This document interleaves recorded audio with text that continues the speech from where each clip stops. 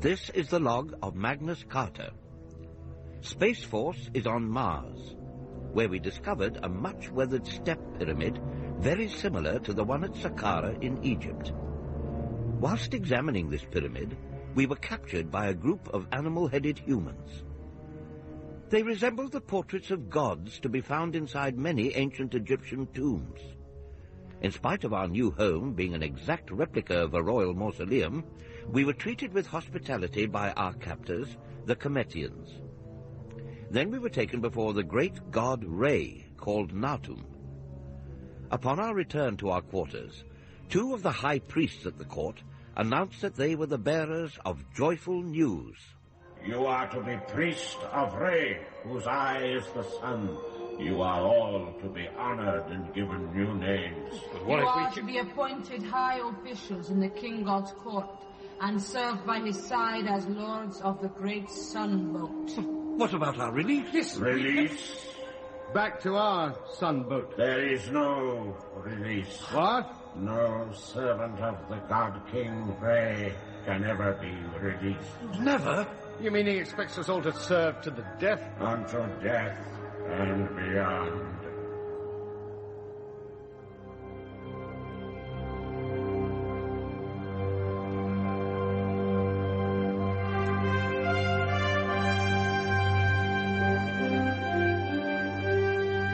Space Force, an intergalactic adventure by Charles Chilton, starring Barry Foster, Nigel Stock, Nicky Henson, and Tony Osilva. Episode 4, A Test of Endurance.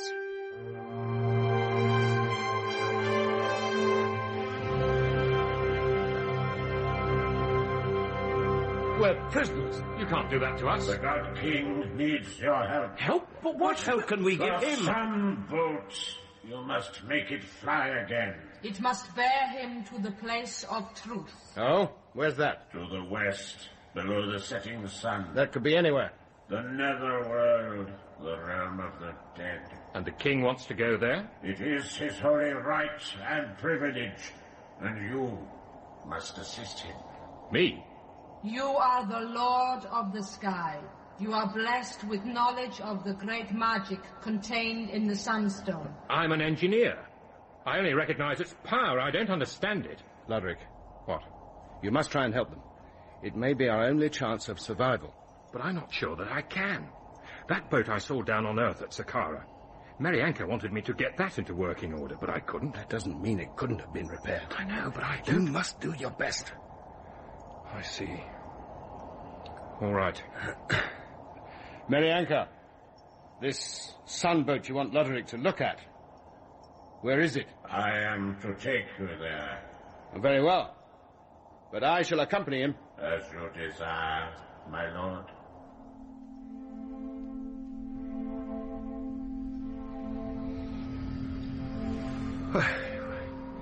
We seem to have been walking for hours.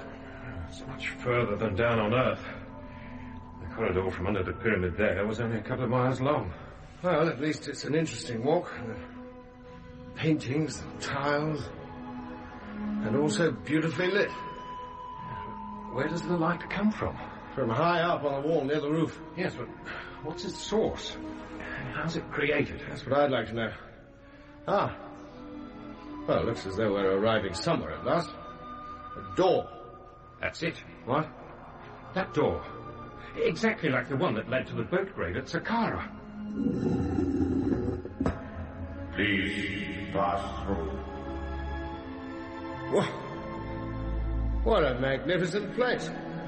Look at the roof. It's beautiful. A wonderful night sky. Yes, but not the Martian sky. The constellations are those we see on Earth. And there's the boat. No craft that big ever sailed the ancient Nile. This is no river boat. It is for sailing among the stars. But it doesn't function. No.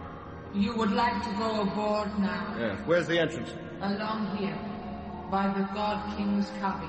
Come on, Lodric. If you need help, call on the peasants. They are here to serve you.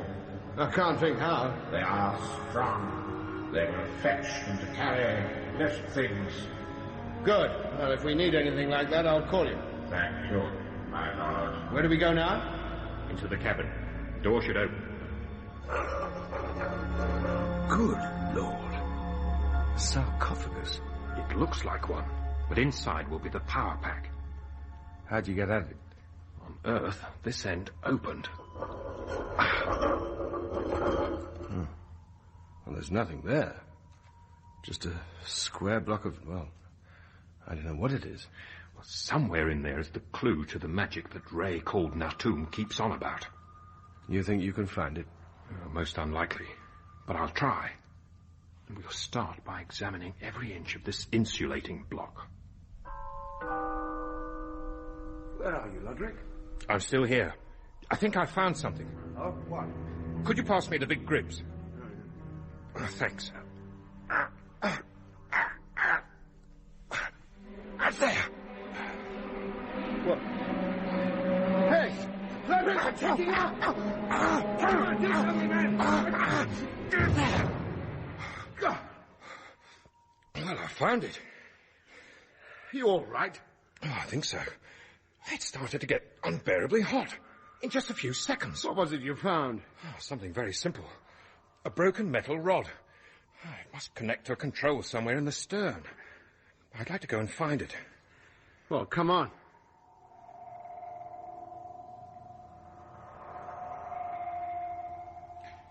It's connected to the steerboard.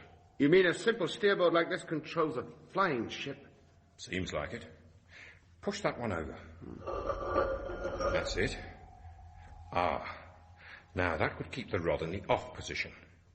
You hold it there while I go back and reconnect it. But don't move it, or you'll start the whole thing up again and I'll be roasted alive. Right.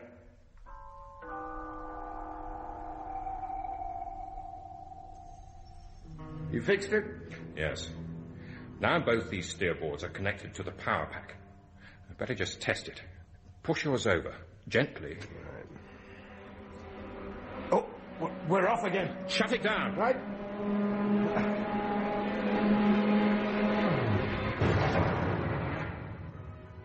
There. Good Lord. Did you see the light from the ship's hull as we took off? I couldn't miss it. My lord, it flies! It flies! All it's done is rise up 2 feet from the ground. In any case, there's nowhere for it to fly to. You can't go far in an underground grave. Naturally, the time has come to open up the sky.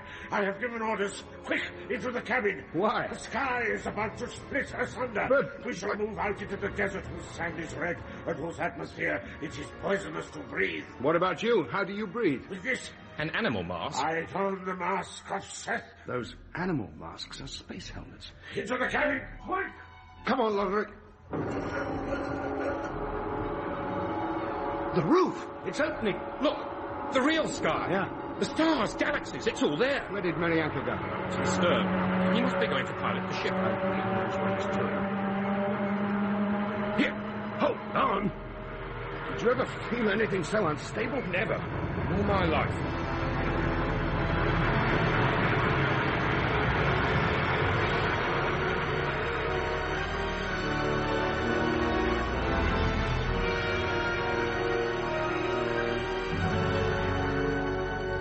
And then the heavens opened, and up we rose straight out of the ground. It must have looked like a fiery chariot straight from hell. Except it was a boat.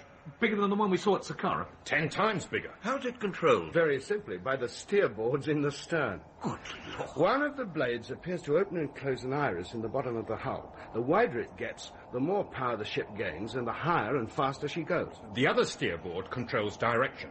It's just like steering a boat through water. And with such a small area devoted to the motive power, it must be able to carry 100 passengers at least. Where do they all go? Below deck. There are beds, chairs, tables. A regular home from home. Exactly where is the grave of this boat located? About 3.5 miles west of the pyramid. It took us nearly an hour to walk there. Like the boat grave on Earth. It's strange how everything is duplicated. Except everything seems much more ancient here. Like the ship, you mean? Yes. I think that's the main reason why it couldn't fly. It's worn out. Why don't they maintain it properly? I don't think they can. After all, a simple fracture of a control rod went undetected. If they couldn't mend that, what hope have they of maintaining a motor that even Lodrick doesn't understand? They constantly refer to it as magic. No scientific builder of spaceboats would do that. You don't think they built it then? No. Well, then who did? I've no idea. But before we leave Mars, I aim to find out. The king was so pleased with the news that the Sunboat had flown, he immediately called a special audience and promoted all members of Space Force to the highest official positions that law and custom would allow. Amid a great deal of pomp, and in the presence of all the court, Saxon was raised from a commoner to a high-ranking priest. In order to receive the honor, which Merianka and Nofret advised him not to refuse, he reluctantly allowed his head to be shaved. Then the king arose and spoke. Lord of the solar bar of gleaming gold, the right eye of the Lord of heaven, priest of Horus the falcon called Re, you shall stand on the right hand of the god King Re called Narton, and everyone shall call you Lord. There was a loud cry and a clash of musical instruments as Saxon was handed his most significant badge of office, a falcon head. It was to be worn at religious and ceremonial functions. It also served as a breathing mask, should he venture out onto the Cometian or Martian surface. Having been, as you might say, ordained, Saxon took his place at the king's right hand while he ceremoniously promoted Lodric to a somewhat lesser but nonetheless exalted rank. You are keeper of the sacred sarcophagus, conserver and preserver of the magic sunstone which lies within, and you shall be called Son of Beryl, whose task it is to drive away the shadows of darkness from the morning sky. Lodric's animal mask was the head of a phoenix. He put it on and took his place below the throne. Then came my turn. You shall be called the Son of Thoth, Lord of the moons, the reckoner of the years, the scribe of Re, the protector of Osiris, the keeper of all records. Which was indeed very similar to my position aboard Space Force. Chipper was appointed my bearer. His task was to carry my writings to the God King for him to read, and then to the library, situated in the depths below the pyramid. Chipper was delighted with his newly appointed position until he received his mask. A baboon? Why should my mask be a baboon? The baboon is sacred. Huh? The patron of the scribes, the god of learning, and the son of Hom, lord of the young moon. When the moon is full, his face looks down upon us. That's not a baboon, that's a man. That's the Earth's moon, Chipper. Nofret is talking about a Cometian moon. Which one? There are two. Next full moon, why not look? The one with the baboon's face will be yours. Oh, very funny. The talk about moons and baboons took place some hours after the initiation ceremony, when we had returned to our quarters. Nofret had called to tell us that now we enjoyed such high rank and privileges at court, there were certain duties we were obliged to carry out. What kind of duties? You must officiate at the King's Jubilee, a most important celebration. What's he celebrating? 60 years of continuous and loving rule over the two lands. Two? The two Kemets, upper and lower. Oh, there's another, besides the one we're on? Yes, Where? the one you inhabit. The Earth. We claim to rule only part of it. The part you called Egypt, known to us as Upper Kemet. This is Lower Kemet. Why do you call Earth upper? It is nearer the sun, which we worship. I see. Tell us about this Jubilee. After the king has reigned 30 years, he celebrates his achievement. He also undergoes many tasks to prove his virility and his ability to remain king. What kind of tasks? Running, dancing, and fighting. They take place on separate days. He must accomplish them all if he is to continue his reign as king. And what if he doesn't? Then he will be put to death, Put to death? and a new king elected. I'm glad to hear democracy still lives. You say Nartum has reigned 60 years? Yes. How old was he when he came to the throne? He was a young man. By now, he must be quite an old one. Cometian kings seldom live so long. I'm not surprised. But what about our part in this? What are we expected to do? There are many rituals to be learned, many religious duties to be performed. We don't know how. The king will instruct you. Are we to go to him? Oh, no. No one must look upon him until the first day of celebration. He will send you all instructions by letter. I see. And you, son of Thoth called Magnus, will translate them. I'm not sure that I can. With the help of Marianka. Ah, yes. If you send your messenger to the king's apartment, the first letter of instruction is waiting. Did you hear that, Chipper? Yeah, old monkey chops at your service. Then run along, there's a good chap. Run along, I like that. The king's apartments are a good mile from here. Think of all the exercise you'll be getting. Who rattled your hutch? Pity these Cometians haven't invented the wheel. You could have gone on your bike. Oh, my aching ribs. What are you so busy on, Chipper? This messenger lark's got out of hand. Twice I've been down to the king's apartments today, only to find there was nothing to pick up. So what are you doing? Intercom. What? I've taken the intercom out of my suit and Lodric's, and I'm going to fix up a two-way communication between here and the palace. Oh. Then whenever there's anything to collect, the palace doorkeeper can give me a call. Very ingenious, but you've forgotten something. What? The batteries. Unless they're frequently recharged by exposing the solar cells to the rays of the sun, they'll run down. I know that. At least I'll get a respite from running a marathon every couple of hours and finding nothing at the end of it. Ah, done it.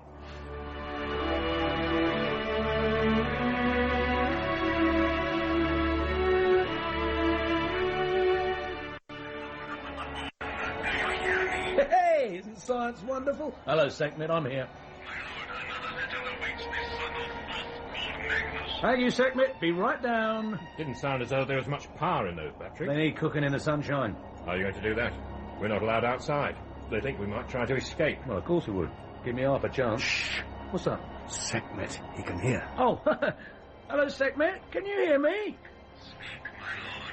Sekhmet is listening. Yeah, that's what I was afraid of. I'll see you in about 10 minutes.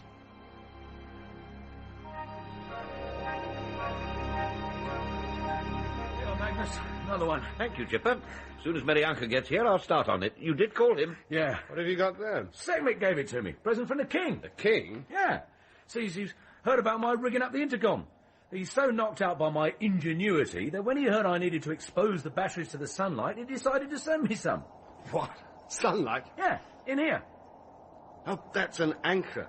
The cross of life and eternity. Sekhmet says the sun's inside. You open these. Look out! Oh, no! He's blinded himself!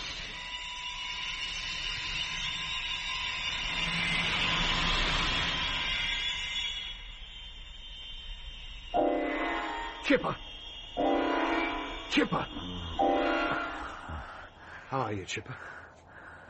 I feel all right, but I can't see. It'll pass off, I'm sure it will. How long has it been now? Nearly 3 hours, but you received the full impact of that beam. What happened? That anchor you opened, that's what the Cometians used to blind us. We think it must contain a stone that emits a powerful light which is as strong as the sun itself. A sort of sunstone. Oh. Now, you just lie still and keep your eyes closed.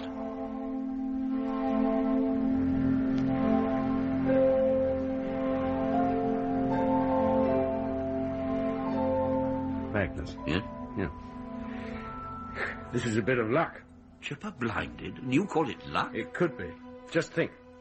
Chipper will be okay soon. The sunstone only blinds people briefly. What of it? Oh, don't you see? It's the most effective, almost peaceful weapon. We've got one. You want to use it? If necessary. It could help us escape from here and back to the ship. But the ship is outside. We'd never make it without spacesuits. We don't need them. We have the animal masks.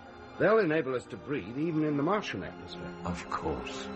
All we need is careful planning and the will. Now, this jubilee, this coronation festival, the celebration of the unity of the two worlds, whatever it is, I understand it takes place in the open, up on the surface in what Marianka calls the Sedfest complex. Isn't that right, Magnus? It's a large courtyard built specially for the festival, where the king performs all his virility tests. Well, they go on for some days.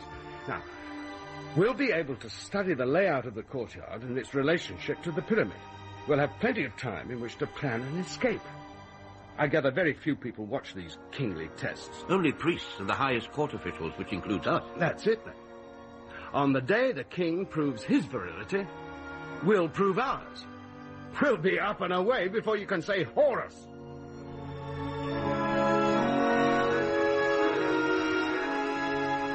Within a few hours, Chipper was fully recovered. Meanwhile, Lodric carefully assessed the potential of the Sunstone. He played the beam onto the run-down intercom batteries, and within seconds they were completely charged and usable. Opening the anchor, just the smallest possible chink, filled the room with enough light for all to read by. The power of this tiny stone is incredible. It's only the size of a pinhead. Extraordinary. Wait a minute. The cavity in which it's kept is about an inch across. Well?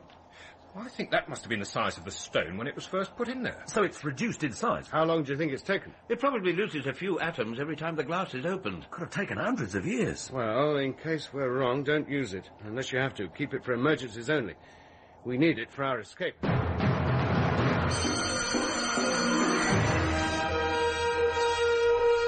The first day of Jubilee arrived. We entered the Sedfest area via a hall of columns and a mortuary chapel.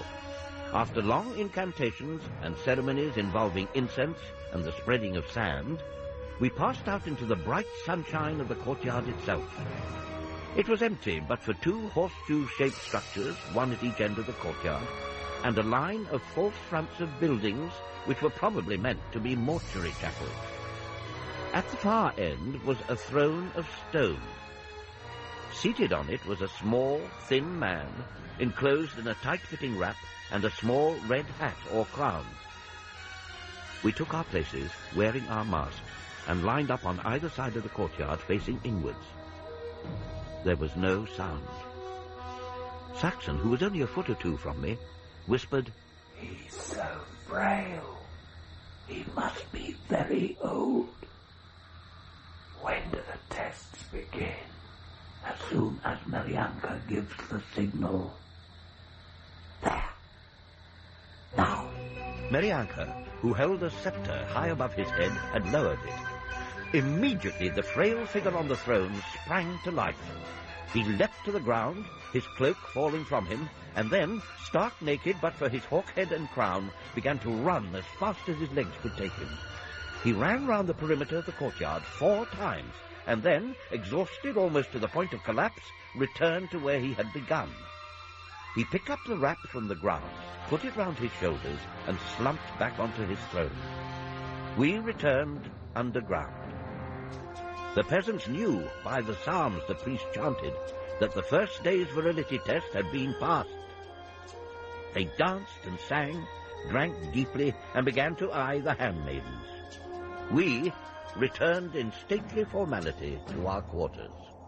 That poor old bloke, forced to run around that courtyard like he was an Olympic champion. He easily could have been. Even so, it's a grueling test to put an old man to. How he managed so well amazes me. He was running for his life. If he fails, he dies. What does he have to do tomorrow? The dance. A ritual dance, lasting hours, apparently. Do you think he'll last out? Oh, yes. And what's the final test? The fight. He's attacked by 4 spearmen at once, all approaching him from the 4 cardinal points of the compass. And that's when all the priests gather at the far end? Yes. Then that's the day we make a run for it. How?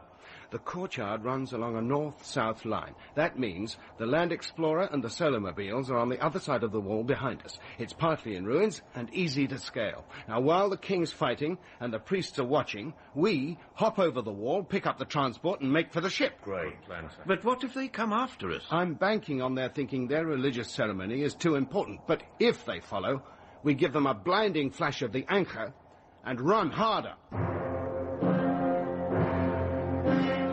The next day, we attended the dance test. While he danced, the king carried a heavy stone mace and a long, heavy scepter of solid gold. The sun rose, and the heat welled up from the red sand floor. The sweat poured off the old man's back. As he passed close to me during one of his wildest gyrations, I could hear him gasping for breath inside his mask. He staggered, made an effort to dance on, and staggered again. Nobody moved. No helping hand was offered. No word of encouragement. Narton gave a violent twist. His knees crumbled and he fell to the red dust. It clung to his sweating body, the colour of blood.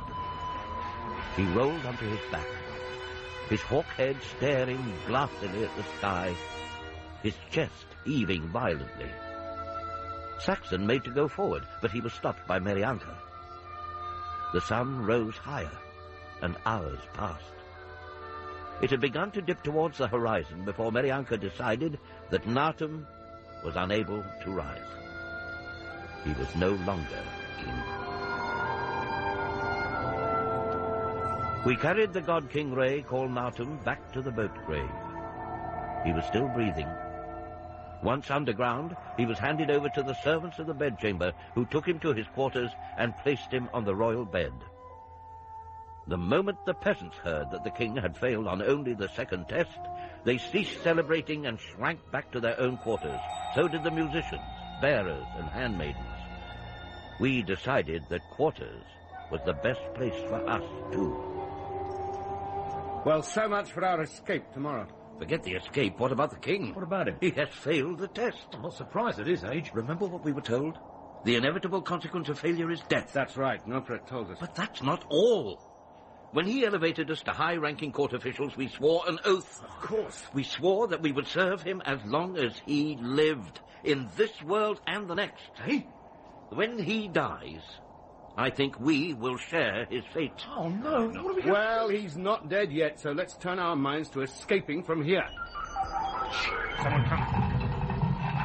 Oh, no, Fred. I bring joyful news. Yes?